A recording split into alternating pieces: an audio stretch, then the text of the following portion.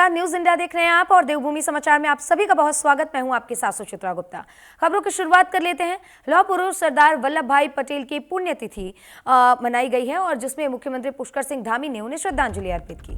सरदार वल्लभ भाई पटेल को श्रद्धांजलि अर्पित की है मुख्यमंत्री पुष्कर सिंह धामी ने और मुख्यमंत्री आवास पर सरदार पटेल के चित्र पर उन्होंने पुष्पांजलि अर्पित करके उन्हें याद किया, उन्हें नमन किया और ये भी कहा है कि राष्ट्र निष्ठा की सोच, अदम्य साहस को याद करते हुए कहा कि आज हम सरदार वल्लभ भाई पटेल को याद कर रहे हैं उनकी पुण्यतिथि पर और उन्हें श्रद्धांजलि अर्पित कर रहे हैं। उनके अदम्य साहस को याद करते हुए उन्हें जीवन में उतार कर हम हमेशा आगे काम ऐसे ही करते रहें, निरंतर आगे बढ़ते रहें, इसी की कामना।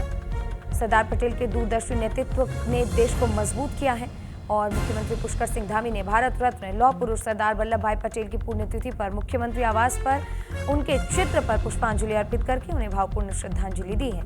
इस दौरान मुख्यमंत्री ने कहा कि सरदार पटेल ने अपने दूरदर्शी नेतृत्व, राष्ट्रनिष्ठा की सोच और अदम्य साहस के बल पर देश की अनेक रियासतों का एकीकरण किया, अखंड और सशक्त भारत की नींव रखी। इतना ही नहीं, राष्ट्रहित के प्रति उनका अटल संकल्प, अनुशासन और कर्तव्य निष्ठा हम सभी के लिए प्रेरणा स्रोत है। उन्होंने ये भी कहा कि देश की एकता, अखंडता और समरसता के लिए सरदार पटेल का योगदान सदैव अविस्मरणीय रहेगा।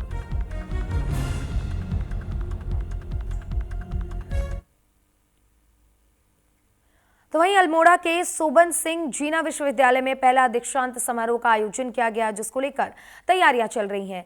वहीं कुलपति प्रोफेसर सतपाल सिंह बिष्ट ने कहा है कि विश्वविद्यालय अपना पहला दीक्षांत समारोह आयोजित करने के लिए पूरी तैयारियां कर चुका है। तैयारियां पूरी होने के बाद राज्यपाल को सूचित कर उनकी अनुमति से दीक्षांत समारोह आयोजित की जाएगी।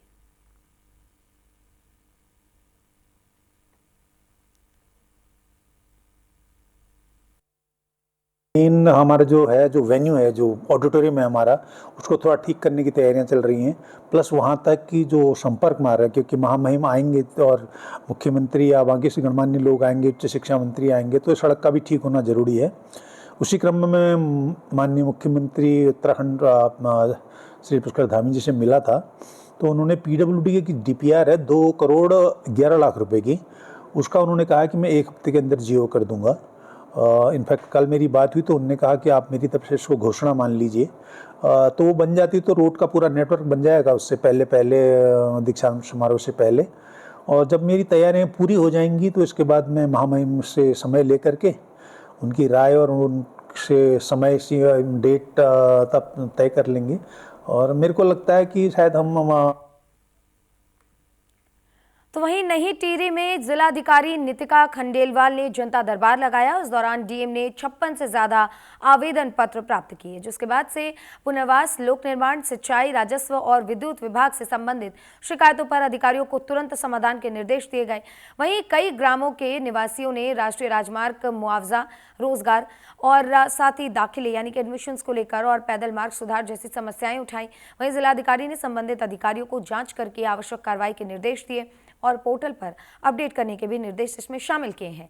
शिक्षा विभाग को पुस्तकालय की टूटी अलमारियां बदलने और पुस्तकों को सुरक्षित रखने के लिए निर्देशित किया है। साथ ही इस मौके पर SDO, ADM, CMO और DDO सहित सभी जिला अधिकारी मौजूद रहे।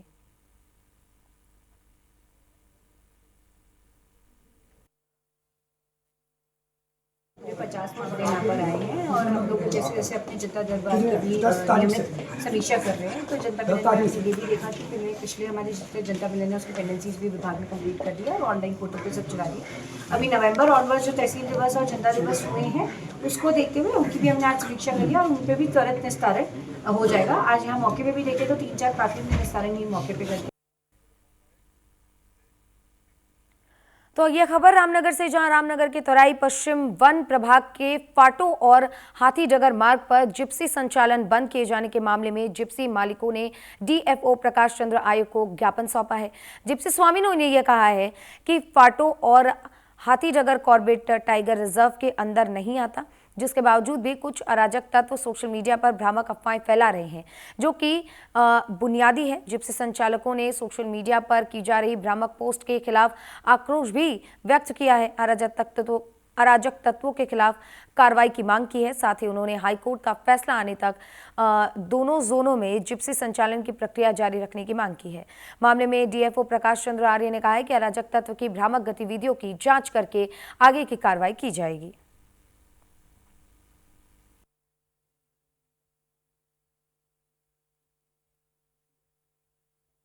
ऑर्बिट के अध्यक्ष द्वारा एक ज्ञापन दिया गया था कि जिन गाड़ियों के पास परमिट नहीं है गाड़ियों में, उन गाड़ियों को जोनों में जाने की अनुमति ना दे। तो सर सबसे पहले हम ज्ञापन डीएफओ साहब के पास देने आए थे कि सर हम ये बोलने आए थे कि सर हमारा मामला भी हाई कोर्ट में है, तो सर जब तक वो मामला क्लियर नहीं होता है तब तक हमें अंदर जाने की अनुमति दें।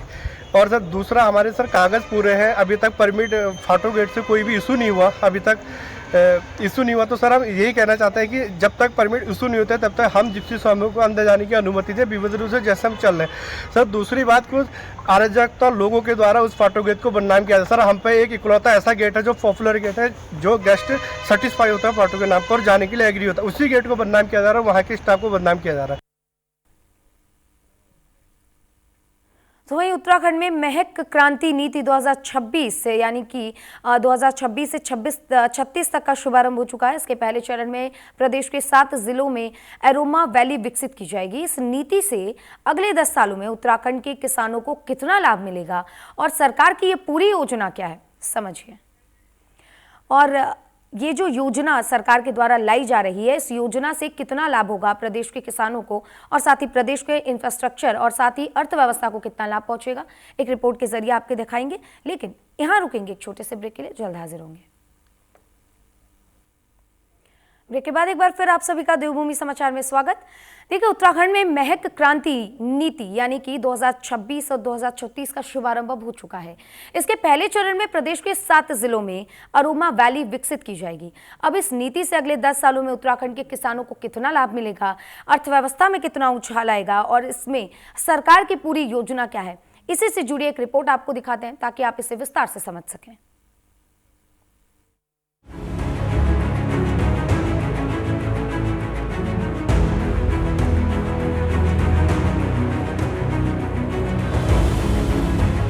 मुख्यमंत्री पुष्कर सिंह धामी ने सिलाकू स्थित संघन पौधा केंद्र में उत्तराखंड महक क्रांति नीति का शुभारंभ किया। इस नीति के तहत राज्य में लगभग 23,000 हेक्टेयर क्षेत्र में सुगंधित फसलों की खेती विकसित की जाएगी और करीब 1 लाख किसानों को इससे जोड़ा जाएगा। सरकार का लक्ष्य है कि अगले 10 सालों में सुगंधित फसलों के टर्नओवर को 100 करोड़ से बढ़ाकर लगभग 1200 करोड़ रुपए तक पहुंचाया जाए, जिससे किसानों की आय के साथ साथ राज्य की अर्थव्यवस्था को भी मजबूती मिलेगी। मुख्यमंत्री पुष्कर सिंह धामी ने बताया कि नीति के पहले चरण में प्रदेश में 7 एरोमा वैली विकसित की जाएंगी। पिथौरागढ़ में तैमूर वैली, चमोली और अल्मोड़ा में डेम्सक्रोच वैली, उधम सिंह नगर में मिंट वैली, चंपावत और नैनीताल में सिनेमन वैली और हरिद्वार और पौड़ी में लेमन ग्रास के साथ मिंट वैली विकसित की जाएंगी। 300 करोड़ रुपए से एरोमा पार्क भी विकसित कर रहे हैं। यही नहीं, हम हाउस ऑफ हिमालय के माध्यम से सुगंध तेलों को अंतर्राष्ट्रीय पहचान दिलाने का काम भी कर रहे हैं। और मैं अब जब भी कहीं भी किन्हीं भी महानुभावों से विशिष्ट अवसरों पर मिलने जाता हूं, तो मैं अपने यहाँ का ही जो बना हुआ परफ्यूम है, जो हाउस ऑफ हिमालय के अंतर्गत इसको आजकल मार्केट में लाया जा रहा है, मैं वही भेंट करता हूँ। सघन पौधा केंद्र के निर्देशक नुपेंद्र चौहान ने बताया कि उत्तराखंड के अलग अलग भौगोलिक क्षेत्रों के अनुसार तैमूर, डेम्सक्रोच और लेमन ग्रास जैसी फसलों को बढ़ावा दिया जाएगा ताकि किसानों को सीधे आजीविका से जोड़ा जा सके और उन्हें बेहतर बाजार भी उपलब्ध हो। क्लस्टर अप्रोच में काम करते थे, तो जिस एरिया में अच्छे क्लस्टर डेवलप होके आए, जैसे हरिद्वार में लेमन ग्रास बहुत अच्छा होके आया तो हमने एरोमा वैली का रूप दे दिया उसको। मिंट आया उधम सिंह नगर में तो हमने 8,000 हेक्टेयर की मिंट वैली वहाँ पे बना रहे हैं। ऊपर जाएंगे तो चंपावत नैनीताल में तेजपत्ता और सिनामन बहुत अच्छा होता है, तो वो 6,000 हेक्टेयर की सिनामन वैली हम वहाँ पे बना रहे हैं। फिर पिथौरागढ़ में आपका तिमूर है, वहाँ नेचुरली काफ़ी होता है, तो वहीं उसको 5,000 हेक्टेयर में बना। इन सुगंधित फसलों से सघन पौधा केंद्र इत्र, वर्ल्ड क्लास परफ्यूम और कई प्रकार के आवश्यक तेल तैयार करती है। मुख्यमंत्री पुष्कर सिंह धामी को विश्वास है कि महक क्रांति के जरिए लाखों किसानों को बेहतर रोजगार मिलेगा और राज्य को भी अच्छा राजस्व प्राप्त होगा। Bureau report, news India.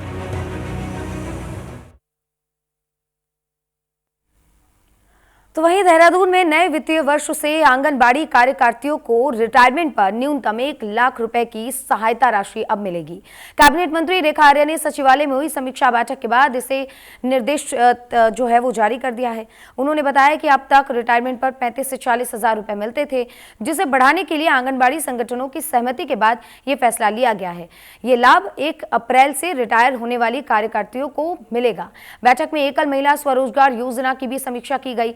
अब तक 6 जनपदों के 504 प्रस्ताव स्वीकृत हो चुके हैं और जनवरी से पहले, अगर हम कहें तो जनवरी के पहले हफ्ते में धनराशि दी भी जाएगी। नंदा गौरा योजना के तहत इस साल 45,000 से अधिक आवेदन आए हैं, जिसमें पात्र लाभार्थियों को 15 जनवरी के आसपास राशि जारी करने के निर्देश दे दिए गए हैं। इसके अलावा आंगनबाड़ी कार्यकर्तियों के सुपरवाइजर पद पर प्रमोशन के लिए खाली 88 पद पर 1 हफ्ते के अंदर विज्ञप्ति जारी की जाएगी। इसको लेकर भी इस बैठक में समीक्षा की गई।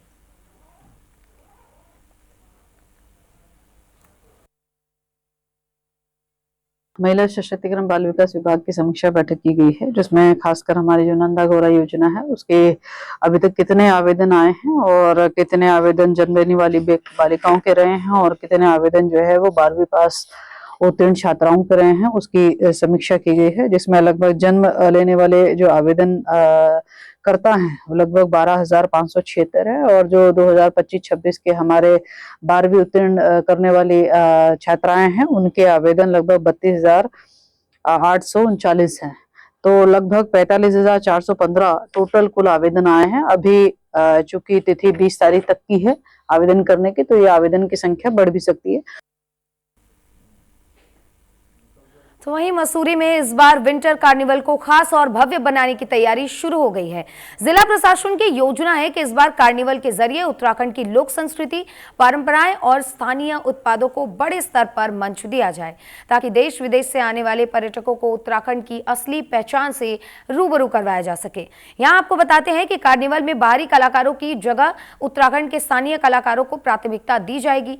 पूरे आयोजन को लेकर देहरादून के जिलाधिकारी सवीन बंसल का कहना है कि मसूरी में होने वाले विंटर कार्निवल को भव्य बनाने के लिए उत्तराखंड के ही कलाकारों से परफॉर्मेंस करवाई जाएगी। बाहर से आने वाले पर्यटक उस राज्य और जिले की विशेषता को देखना, पहचानना और साथ ही चखना पसंद करेंगे। आर्टिस्ट हमारे राज्य के ही, हमारे ज़िले के ही अब एक ऐसा मुकाम पा चुके हैं, तो हमें उनको इनकरेज करना है। तो पहले कोशिश यही है कि हमारे स्थानीय कलाकार, स्थानीय ग्रुप्स हैं, बैंड्स हैं, हम उन्हीं से परफॉर्मेंसेस करवाएंगे। जो टूरिस्ट बाहर से आता है वो हमेशा उस एरिया की, उस राज्य की, उस ज़िले की जो स्पेशलिटीज़ हैं वो देखना और पहनना ओढ़ना खाना पसंद करता है।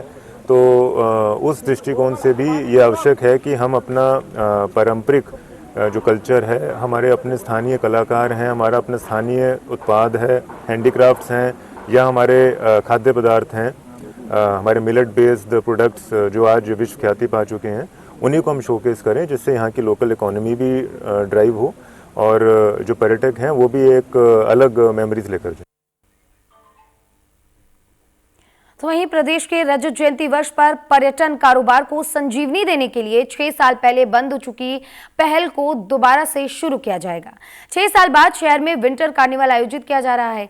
पर्यटन कारोबारियों की मांग के बाद से जिला प्रशासन स्तर पर आयोजन को लेकर अब तैयारियां शुरू कर दी गई हैं। आपको बता दें कि एडीएम विवेक राय ने कलेक्ट्रेट सभागार में एक प्रेस कॉन्फ्रेंस की।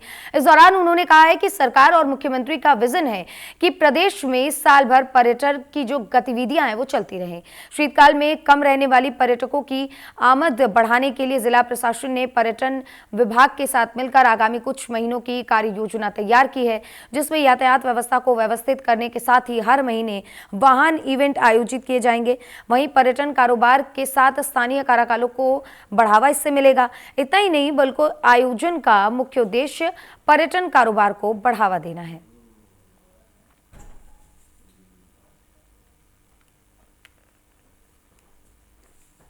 विंटर पर्यटन को लेकर के जनपद में क्या गतिविधियां हो रही हैं उस पर हम आपसे विस्तार से चर्चा करें, चर्चा ही नहीं करें, आपके माध्यम से हम पर्यटकों के बीच में भी पहुंचे। उसको लेकर के हमने आपको बताया 31 जो सबसे नज़दीकी हमारा जो है इवेंट है, उसके लिए हम प्लान कर रहे हैं कि कैसे हम ट्रैफिक मैनेजमेंट करें जिससे कि पर्यटक को कम से कम समस्या हो। साथ ही मैं आपको बताना चाहूँगा कि इस बीच में आने वाले पर्यटकों को हम होम स्टेज के माध्यम से हाउस ऑफ हिमालयाज के प्रोडक्ट, सेल्फ हेल्प ग्रुप की महिलाओं के द्वारा जो अच्छे प्रोडक्ट बनाए जा रहे हैं, जो हमारी कल्चर से जुड़े हुए प्रोडक्ट हैं, उसको प्रदर्शित करके उन तक पहुँचाया जाए। तो वहीं क्रिसमस और न्यू ईयर के मौके पर हर साल बड़ी संख्या में पर्यटक देहरादून और मसूरी का रुख करते हैं, जहां एक और पर्यटन के शहरों में उस पर्यटन की वजह से शहरों में रौनक बढ़ती है, तो वहीं इस दौरान ट्रैफिक जाम, अव्यवस्थित पार्किंग और मौसम की मार के साथ साथ हादसों की घटनाएं भी सामने आती हैं। इन्हीं आशंकाओं को देखते हुए जिला प्रशासन पहले से ही अलर्ट मोड पर है, जिसको लेकर जिलाधिकारी सवीन बंसल का कहना है कि न्यू ईयर और क्रिसमस पर देहरादून और मसूरी में पर्यटकों का एक बड़ा केंद्र रहा है और इस दौरान भारी भीड़ को देखते हुए लॉ एंड ऑर्डर और साथ ही क्राउड मैनेजमेंट पर विशेष फोकस किया जा रहा है। हमारी कोशिश है कि लोकल लोगों को परेशानी ना हो और पर्यटक भी सुरक्षित रहें। मौसम और स्नोफॉल को लेकर एडवाइजरी जारी की जा रही है। मेडिकल, पीडब्ल्यूडी और कई इमरजेंसी सेवाएं भी तैनात इस बीच रहने वाली हैं। साथ ही जिलाधिकारी ने देहरादून और मसूरी आने वाले पर्यटकों से यह भी अपील किया है कि पर्यटक और स्थानीय लोग नियमों का पालन करें, साथ ही न्यू ईयर और क्रिसमस ईयर का जश्न जिम्मेदारी के साथ मनाएं, ताकि खुशी के इस मौके पर किसी भी तरीके की अनहोनी से बचा जा सके।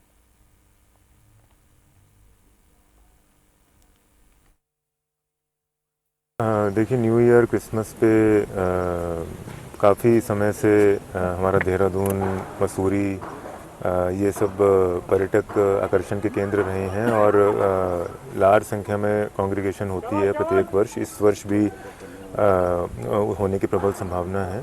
तो इसके दृष्टिगत एक तो हमारा law and order crowd management हुआ, ट्रैफिक प्लान हुआ, उस पर वर्क किया जा रहा है। तो वहीं देहरादून में न्यू ईयर, क्रिसमस और आने वाले फेस्टिवल सीजन को लेकर ट्रैफिक पुलिस और थाना पुलिस ने अभी से ही तैयारियां शुरू कर दी है। शहर में बढ़ने वाली भीड़ और पर्यटकों की संख्या को देखते हुए ट्रैफिक मैनेजमेंट पर खास फोकस किया जा रहा है। ट्रैफिक पुलिस की ओर से डायवर्जन प्लान और पार्किंग का प्लान भी अभी से लेकर उसको एक्सरसाइज जो है वो शुरू कर दी गई है, ताकि त्योहारों के दौरान जाम की स्थिति से बचा जा सके। आपको बता दें कि ट्रैफिक पुलिस का लक्ष्य है कि फेस्टिवल सीजन के दौरान यातायात व्यवस्था सुचारू रूप से बनी रहे और आम लोगों के साथ साथ पर्यटक भी सुरक्षित रहें। साथ ही सुविधाजनक आवागमन जो है वो प्रदेश में हो सके, उसको लेकर तैयारियां जारी हैं।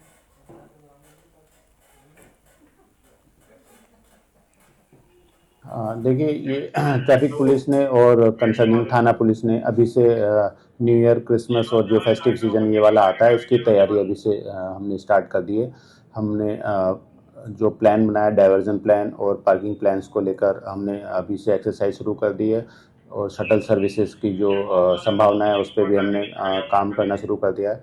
इसके अलावा टूरिस्ट की सुविधा के लिए जगह जगह फ्लैग्स लगाना और पार्किंग बोर्ड्स लगाना, वो सारी एक्सरसाइज हमारे उस लेवल से चल रही है।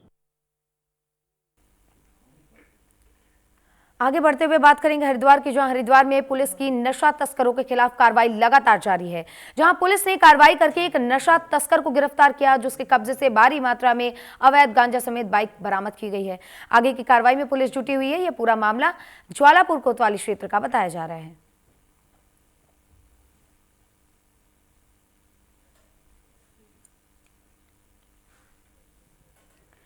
तो वहीं ड्रग्स फ्री देवभूमि अभियान के तहत चंपावत के एसपी अजय गणपति के दिशा निर्देश पर लगातार नशा तस्करों के खिलाफ पुलिस कार्रवाई जारी रख रही है। जहां एसपी चंपावत अजय गणपति के निर्देश के दौरान सीओ टकनपुर के नेतृत्व में पुलिस टीम ने वाहन चेकिंग के दौरान नेपाल बॉर्डर के स्ट्रॉन्ग फार्म बनबसा के पास से खटीमा टनकपुर हाईवे पर 3 नशा तस्करों को गिरफ्तार कर लिया, जिसके कब्जे से भारी मात्रा में अवैध स्मैक सहित बाइक बरामद की गई है। पुलिस आगे की वैधानिक कार्रवाई में जुटी हुई है।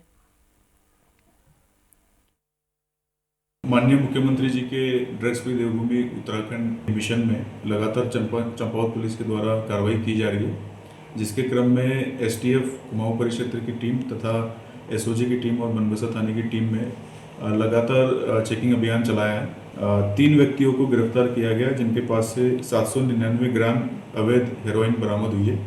इन तीनों व्यक्तियों के नाम सूरजदीप सिंह, करनेल सिंह और गुरमीत सिंह हैं। ये तीनों ही लखीमपुर खीरी उत्तर प्रदेश के रहने वाले हैं। ये एक अंतर्राज्यीय गिरोह है जो स्मैक सप्लाई करता है। जो पूछताछ में इनके पास से हमें जानकारी मिली है कि इनके द्वारा ये स्मैक नेपाल में बेचने के इरादे से ला रहे थे। और एक अभियुक्त जिसका नाम है सतनाम सिंह, जिसका भी नाम पूछताछ में आया है, जिसके विरुद्ध में हम लोग कार्रवाई करेंगे। तो वहीं लोहाघाट नगर वासियों की बरसों पुरानी सरयू लिफ्ट पेयजल योजना निर्माण की मांग आखिरकार मुख्यमंत्री पुष्कर सिंह धामी ने अब पूरी कर दी है। जहां मुख्यमंत्री ने लोहाघाट नगर वासियों को एक शानदार तोहफा दिया। यहां आपको बताते हैं कि 84 करोड़ रुपए की लागत से योजना का निर्माण कार्य किया जाएगा। मुख्य सचिव आनंद वर्धन की अध्यक्षता में गठित व्यय वित्त समिति ने सचिवालय में आयोजित बैठक में लगभग 200 करोड़ रुपए की लागत से संबंधित 9 महत्वपूर्ण प्रस्ताव को स्वीकृति प्रदान कर दी है, जिसमें से अमृत 2.0 के अंतर्गत Lohaghat town pumping water supply scheme को भी मंजूरी दी गई है। योजना के अंतर्गत सरयू नदी की राइजिंग मेन का निर्माण 4 चरणों में किया जाएगा। और उत्तराखंड की इन्हीं खबरों के बीच एक छोटे से ब्रेक के लिए रुकेंगे, जल्द हाजिर होंगे।